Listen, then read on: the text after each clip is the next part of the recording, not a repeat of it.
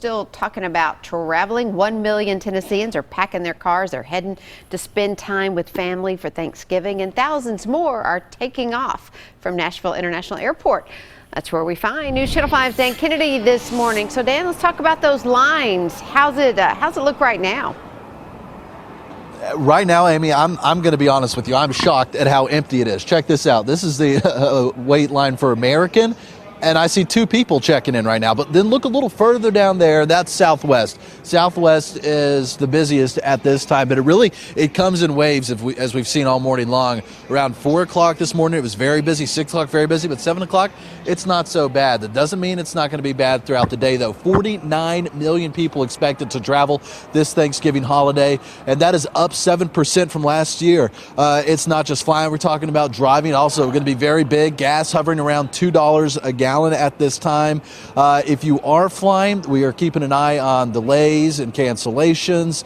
A good idea for you to do the same. One delay right now to tell you about is Minneapolis at 8 o'clock. One cancellation is going to Seattle at 9 o'clock. So we're going to be here throughout the morning. We're keeping a close eye on everything for you. But TSA lines, it hasn't been more than a 20-minute wait this morning.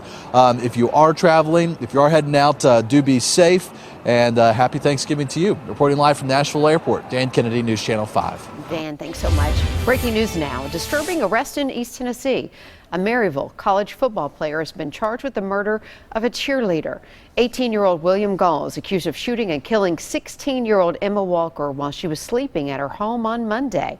According to the Knoxville News Sentinel, he was just booked into the Knox County Jail in the last few hours. Gall is now charged with first-degree murder. We're following the latest. Look for updates on the News Channel 5 app.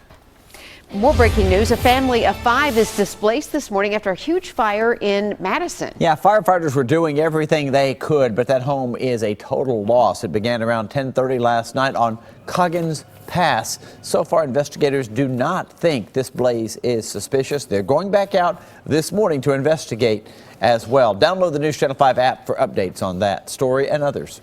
A pedestrian is in the hospital after being hit by a car in South Nashville. It happened near the McDonald's on Nolensville Pike around 10:30 last night. Officers say at first crews feared the pedestrian's injuries were life-threatening, but now it appears that he's going to be okay. No word on if the driver will face any charges this morning. As soon as we learn more, we'll bring you an update. Several people were hurt in a 3-car crash in South Nashville overnight. It happened on I-24 West near the Harding Place exit. Here's a look from the TDOT camera in the area at the time of the crash. 2 of the 3 cars involved rolled over. Minor injuries were reported and all lanes are back open this morning. Steve? Amy, developing news this morning. Emotions are still, as you might imagine, running extremely high as the investigation into that fatal bus crash in Chattanooga that happened Monday continues now. 5 elementary students died in that crash. 12 more are still in the hospital. 6 of them are in intensive care. The NTSB says it will be handling the investigation, which very well will be focusing on the video cameras on board that bus. Investigators also want to talk now with the driver who's been arrested, Jonathan Walker, who just received his license to drive school buses back in April.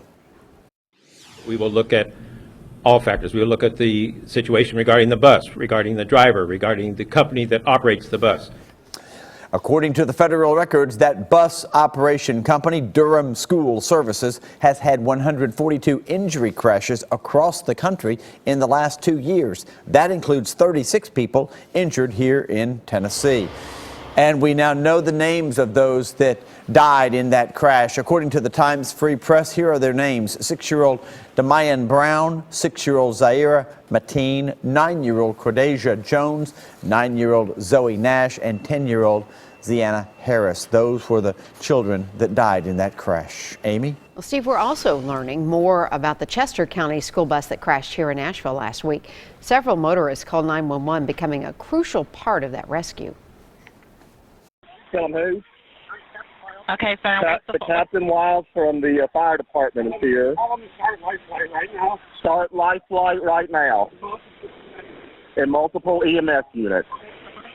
So that was Michael Shadow. He relayed information to dispatchers from emergency crews and also helped the kids get to safety.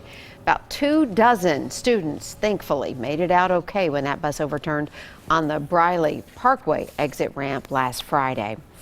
Family and friends are remembering a Centennial High School student killed in a car accident. The Harpeth Hills Church of Christ Youth Group came together last night to share stories of their friend, Jim Cheek. Jim was with friends in Dixon County for fall break when the car he was riding in flipped. The 18-year-old was a football and baseball player at Centennial High School, known for his infectious personality and loyalty. Jim was the kind of guy that brought a lot of different kind of people together because they all wanted to be around him.